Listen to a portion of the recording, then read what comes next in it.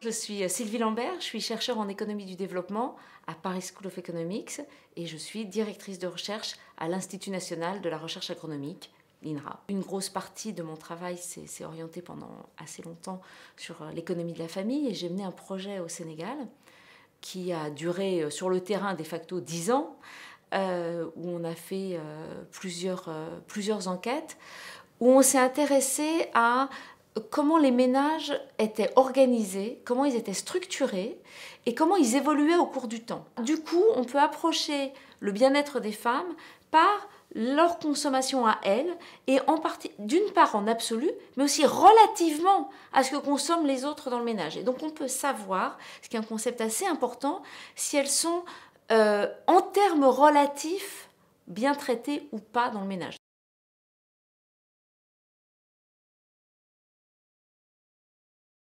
Les femmes, elles sont affectées par l'immigration de plusieurs façons. D'une part, par la migration de leur mari. Alors là, typiquement, elles restent en tête-à-tête avec leur belle famille. On sait de façon, par d'autres enquêtes également, que par exemple, les femmes qui vivent avec leurs beaux-parents en Afrique de l'Ouest sont beaucoup plus sujettes à la violence domestique que les femmes qui vivent sans leurs beaux-parents. Par ailleurs, avoir des beaux-parents, ça veut dire notamment avoir une belle-mère qui vous commande. C'est elle, la femme importante dans le foyer, c'est pas vous. Alors que si vous êtes la femme du chef de ménage et qu'il n'y a pas de beaux-parents, c'est vous, la maîtresse de maison. Donc en termes de bien-être, c'est très important. Néanmoins, le fait que le mari soit parti fait en général qu'il envoie des revenus de transfert qui peuvent être assez importants et qui peuvent être une amélioration notable du niveau de vie des gens restés sur place. Et le fait d'être l'épouse fait qu'on est une récipiendaire assez naturelle de ces transferts. Donc ça, c'est une façon. L'autre façon, c'est que la femme elle-même peut être migrante. Et en réalité, la plupart des migrants internes sont des femmes. C'est-à-dire que les femmes vont rejoindre leur mari. Donc, si elles ne se marient pas dans le village, ce qui est quand même souvent le cas parce que les villages ne sont pas très grands, ben elles bougent. Si on migre en zone urbaine, c'est aussi avoir accès à ces opportunités économiques qui existent assez peu pour les femmes en zone rurale. Mais bon, une fois qu'elles ont été mariées une fois, ben elles peuvent divorcer, puis elles peuvent devenir veuves. Et là, qu'est-ce qui se passe? Alors là encore, avoir migré, c'est pas mal parce que, notamment dans les ménages les plus pauvres, et donc dans les ménages ruraux, c'est aussi vrai en ville dans les ménages vraiment pauvres, une femme veuve, souvent, elle est amenée à se remarier en lévira, c'est-à-dire avec un frère du défunt mari, éventuellement un cousin. C'est très important parce que ça permet au lignage de garder les enfants. Ou plutôt, le lignage garde les enfants et ça leur permet, en restant dans le lignage, de rester avec leurs enfants.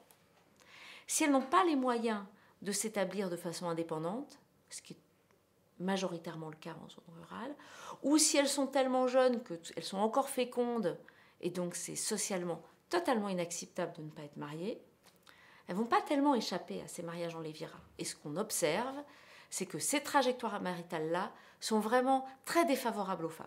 Par contre, si elles sont dans un environnement où elles sont plus indépendantes dès le début, où la maison potentiellement leur appartient, j'ai rencontré plein de femmes qui épargnent très discrètement, parce que dans les ménages, on ne connaît pas le revenu des autres, on ne connaît pas l'épargne des autres, et qui construisent leur maison, qui font construire leur maison, rang de parpaing par rang de parpaing. Pour être sûr qu'en cas de veuvage, elles ont un endroit à elles. Elles vont plus souvent soit pouvoir ne pas se remarier, ce qui est souvent ce qu'elles préfèrent, soit pouvoir se remarier mais ne pas être obligées de cohabiter avec le nouveau mari. Et ça, c'est des situations qui, en termes d'autonomie et de bien-être des femmes, sont extrêmement favorables. Le plus important, c'est vraiment cette idée que la trajectoire maritale, pour les femmes, est déterminante d'une façon très extrême de leur bien-être. Et qu'elles ont des stratégies vis-à-vis, elles le savent, elles l'internalisent et elles ont vraiment des stratégies vis-à-vis de ces trajectoires maritales. La migration, c'est un des outils aux mains des individus dans leur stratégie de mobilité économique, de mobilité sociale. Et c'est un instrument pour les familles. Pour les femmes, l'accès à la migration peut passer par le mariage.